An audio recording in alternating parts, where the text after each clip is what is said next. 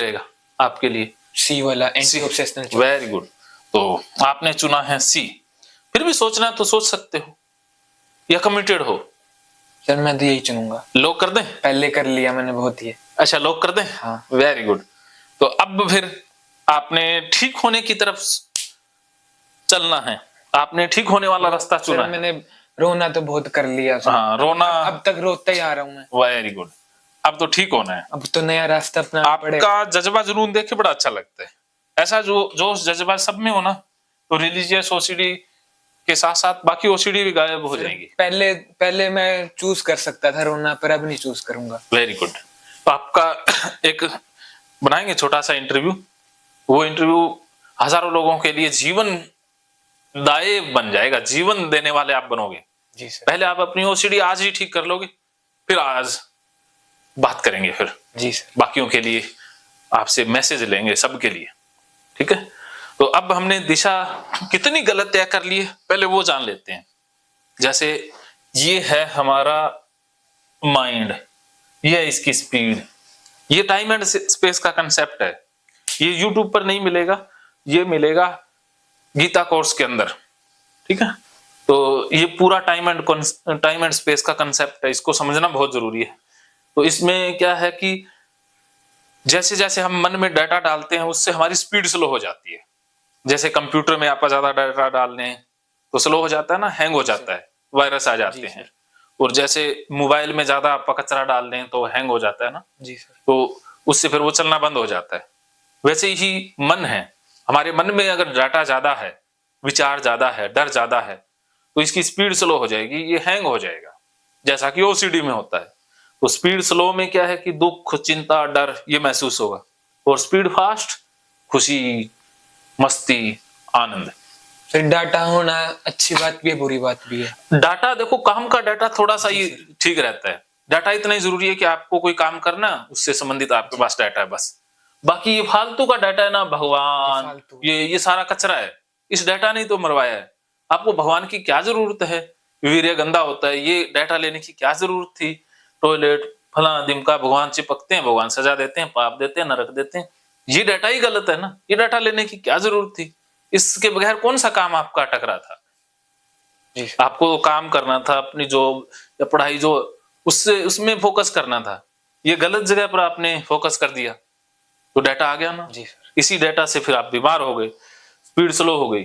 तो slow speed में दुख, चिंता, घबराहट ये होती है, फास्ट स्पीड में आनंद, मस्ती। तो मन की स्पीड स्लो होती है डाटा से, और डाटा आता है बाहर से। ठीक है, सबसे पहले परिवार ने डाटा डाला मन में, माता पिता डाटा डालते हैं, उसके बाद समाज डाटा डालता है, जाति पाति का, धारणाओं का, ऊंच नीच का। उसके बाद स्कूल, एजुकेशन सिस्टम डाटा डालता है कि तू कामयाब नहीं हो पाएगा, तू कमजोर, तू बुद्धिमान, तू ये नालायक, फला दिमका, गधा। जो टीचर लोग हैं वो सारा डाटा ही भरते हैं। उसके बाद आ जाते हैं ये पप्पू धदू धार्मिक लोग, इन्होंने कोई कसर नहीं छोड़ी, इन्होंने सबसे ज्यादा गंदा डाटा डाला। फिर ये धार्मिक किताबें वगैरह डाटा डालती हैं, और इसके अलावा ये अब सोशल मीडिया डाटा डाल रहा है। तो यहां से डाटा आया है मन में, इस डाटा ने बीमार किया है। ये कचरा है। घर वाले सबसे पहले कचरा मन में डालते हैं, घर वाले सिखाते हैं कि ये हनुमान जी हैं, ये शिव जी हैं, घर से ही शुरुआत होती है। तो अगर आप मुसलमान घर में पैदा होते तो अल्लाह, हाँ, तो अल्लाह का डाटा आ जाता, बाकी आता ये हनुमान जी तो आता ही ना। तो इसका मतलब ये डाटा बाहर से ही लिया आपने। जी सर। अगर आप चाइनीज में पैदा हो जाते तो चाइना में महात्मा बुद्ध। हाँ, तो अलग अलग डाटा आता है ना, सबके अलग भगवान के डाटा है। तो जिस समाज में रहोगे वैसा डाटा आएगा। और जिन पप्पू ददुओं को सुनोगे वो अपनी महात्मा बताएंगे। हाँ, वो अपना ही डाटा कचरा भरेंगे ना, जिसके पास जितना कचरा है वो दूसरे के अंदर भरता है। मेरे ये गुरु है, मैंने हाँ, कोई गुरु की जरूरत नहीं है, वो सारे पाखंडी होते हैं। वो कहते हैं मैं पाखंडी, मेरे से बड़ा एक और पाखंडी, मेरे से बड़ा तीसरा पाखंडी। वो कहते हैं ना, महामूर्खों का एक सम्मेलन है, उसमें सारे मूर्ख मूर्ख इकट्ठे हो जाते हैं। ठीक है, तो उन मूर्खों ने डाटा भरा। उसके बाद स्कूल ने, उन्होंने नंबर के लिए दौड़ भाग शुरू कर दी, और कुछ नहीं, अक्सर ज्ञानी जरूर बना दिया, लेकिन जीवन लायक नहीं छोड़ा। स्कूल से आया, आजकल सोशल मीडिया बहुत डाटा भरता है। जी सर। तो ये डाटा भरने वाले सोर्स हैं जहां से डाटा आया, तो आपके अंदर भी तो डाटा इन्हीं माध्यमों से आया है। अगर आप टीवी सीरियल देख रहे हो जिसमें जय श्री कृष्णा दिखाते हैं, जय हनुमान पहले आता था, जी सर। रामायण आती है, या और अब तो आजकल तो ओम नमः शिवाय, माता पिता, पता नहीं कितने सीरियल आ गए, सारे नकली हैं, एकदम नकली चीजें हैं। ऐसी ना कोई शक्ति होती जो उनके अंदर से निकलती है, ऐसे वो सुंदर सुंदर बन के आते हैं, ऐसा कुछ नहीं होता। ये सारी सजावट, सारा काल्पनिक है। ये आदमी ही है, भगवान का कोई रूप नहीं होता, वो निराकार है, प्रकृति के नियम है। जो बारिश आ रही है, धरती घूम रही है, जो ये इतनी शक्तियां लिए बैठे हैं, उनको कहो भी भूकंप रोक दें, कोई भूकंप रोक सकता है? तो भूकंप तो चलो बहुत बड़ी चीज है, उनको कहो कि जो मुगल आए, मराठे आए, जो इतने साल अंग्रेज रहे, उनको उन्होंने क्यों नहीं रोका? उनके पास तो ऐसे शक्ति थी, ऐसे तीर चलाते थे, तो ये तीरों वाले एक भगवान उस समय अपने मंदिर ही नहीं बचा पाए। जी सर। महमूद गजनवी था या गोरी था जिसने सोमनाथ के मंदिर को 17 बार लूटा। जो भगवान अपने मंदिर की रक्षा नहीं कर सकते, वो हमारी रक्षा क्या करेंगे? जी सर। जो अंग्रेजों को पाप नहीं दे सके, नरक में नहीं डाल सके, आपको क्यों नहीं डालेंगे? बताओ, भोले वाले, आपने क्या बिगाड़ा उनका? उन्होंने तो मंदिर भी तोड़ दिए, मूर्तियां भी जला दी, उनको नरक में डालना चाहिए था या आपको? उनको। तो उनको क्यों नहीं डाला है? होता ही नहीं है सर। हैं? नकली है ये भी। तो जो बाबर या बहुत से आए ना, मुगल सम्राट या जो भी और भी कोई आया भारत के अंदर आक्रमणकारी, बहुत से ने लूटा ना, उनको क्यों नहीं नरक में डाला? उनको क्यों नहीं सजा दी? सर उनका तो उनसे अच्छा हो रहा हुआ है। हैं? उनका अच्छा हो रहा हुआ है, लूट। हाँ, अच्छा हुआ, हमारा नुकसान हुआ। हाँ। तो बताओ उस समय कहाँ बैठ गए थे ये? होते ही नहीं देते। इसका मतलब ये भगवान तो भाई कमजोर के ऊपर तो धौंस दिखाते हैं और ताकतवर से डरते हैं। तो ये जो दूसरों से भगवान जो ताकतवर से डरता है, वो भगवान काहे का हुआ? सर ये तो मुझे पता है, सृष्टि की रचना भी कैसी हुई है सर। हाँ, कैसे हुई है? सर 450 करोड़ पता नहीं कितने पहले हुई थी। हाँ, हाँ। अंतरिक्ष में हुआ था सर। गैस वो बिग बैंग या जो भी सुपरनोवा ऐसा मानते हैं। जी सर। हाँ, उससे पृथ्वी बनी थी, फिर एक कण आया था, उससे मछली बन गई, मछली से मगरमच्छ, फिर ऐसी कई शाखाएं बनती गई प्राणियों की। तो उसमें से एक हम है। एक कोशिकीय, द्विकोशिकीय बने। हाँ सर। सर ऐसे तो फिर भगवान का रोल कहाँ तो है? कहीं है ही तो भगवान कहते हैं ना, भगवान की तो वो पसीने से भी बन जाता है। ये तो नकली है ऐसा सारा। कोई ऐसे देख लेता है, कोई गर्भवती हो जाती है, किसी कोई घोड़े से आदमी बन जाता है, कोई आदमी से घोड़ा बन जाता है। सर पहले तो कपड़े भी नहीं देते, यूं ही रहते थे। हाँ, तो वो तो आदि मानव जी सर का समय था ना।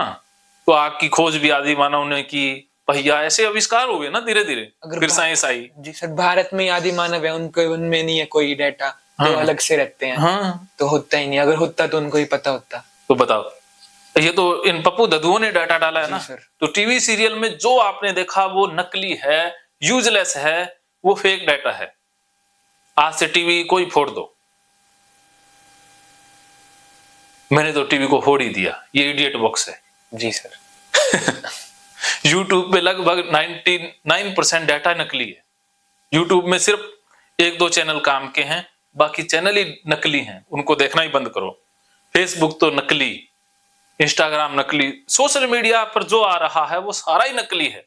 उनका साइकोलॉजिकली कोई वैल्यू नहीं है, कोई महत्व नहीं है। सोशल मीडिया से दूरी बना लो, सही रहोगे। क्या समझे?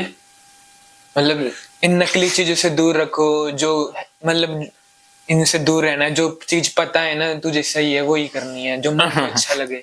हाँ, और ये जो कोई गीता की कथा करता, गीता की तो कथा करते ही नहीं, ये तो भागवत करते हैं। गीता हाँ, हमारे गांव में भी की थी सर। हाँ, तो ये सारा नकली सौदा है। जी सर। वो आपको डरा के पैसे इकट्ठे करके भाग जाएंगे। जी सर। मैं तो गया ही नहीं इसमें। गया नहीं तो बच गए, डाटा लेने से बच गए।